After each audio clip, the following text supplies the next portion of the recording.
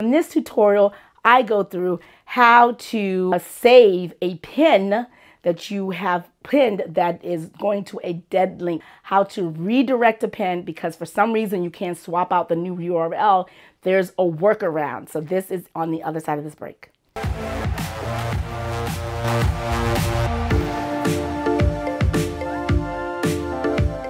Hi, it's JJ Gat. Welcome back to my channel. So for those of you who use Pinterest for business, you might have been in the situation where you see a pin that's doing really super well. It's getting lots of engagement, lots of reach, lots of impressions, some click-throughs. But the only problem is the site that pin links back to no longer works, perhaps because you disconnected it, you moved the content, or perhaps like what happened with me, you transfer that content from one host to the other. Like for example, a while ago, I moved from the Blogger platform, which uses the suffix .html on the back of all posts onto the Wordpress self-hosted, and that truncates the HTML. So I had a lot of traffic that did not go back to my site. It plummeted. And what occurs when that happens is that Pinterest, the platform, if it notices that a lot of your pins are going to dead ends and people are complaining and they're perhaps getting 404 or just error messages, is that they may deprioritize your channel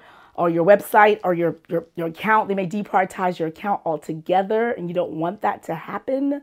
And reasonably so is because they're in a business of making sure that people who come to their site and looking for content and pinning it are actually able to go to quality sites. So you want your site to be one of the quality ones. So in this tutorial, I go through how to save a pin that you have pinned that is going to a dead link because you've changed the pin, how to redirect a pin because for some reason you can't swap out the new URL. There's a workaround. So I'm going to walk you through how to do that in this quick little tutorial. So I'm going to show you how to redirect traffic to a pin that's not going to the right place. For example, if you this pin that I did quite a while ago, I think it was like maybe 2 years ago. If you right click it and copy the link address and open it up in a new window, it has some tracking information. Let me take the tracking information off. You'll see that there is an HTML.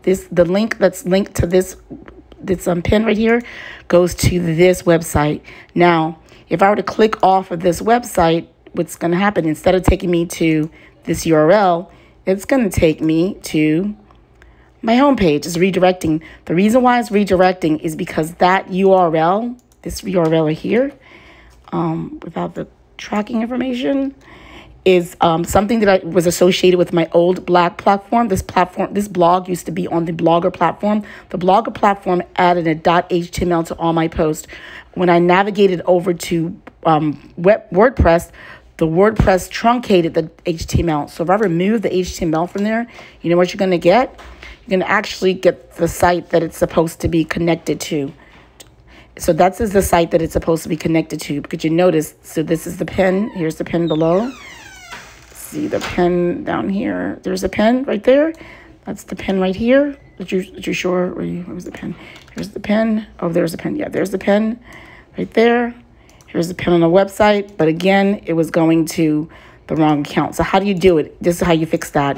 You go into your WordPress platform and you do a search for 301 redirect. You're going to get a lot of different ones. I prefer to use a redirect that has a lot of people using it. See, there's a lot of 2.0 million active installations also that have been updated recently. This one was updated a month ago, this one 3 weeks ago, this one 1 week ago. See the 1 week ago? That's the one that I have active on my site.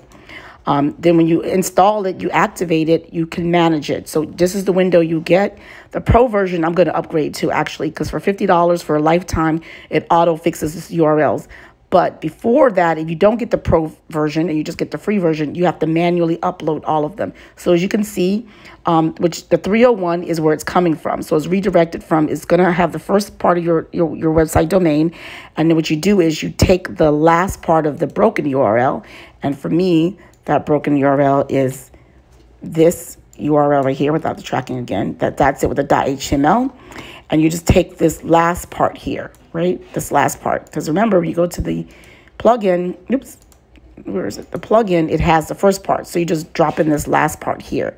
Then what you're going to do is redirect it to, it's going to take you on a redirect it. You actually hit the entire domain when you're redirecting it. So you just get the last, after the domain, just the last portion goes here, and then you redirect it to, actually you can redirect it to an actual post to see.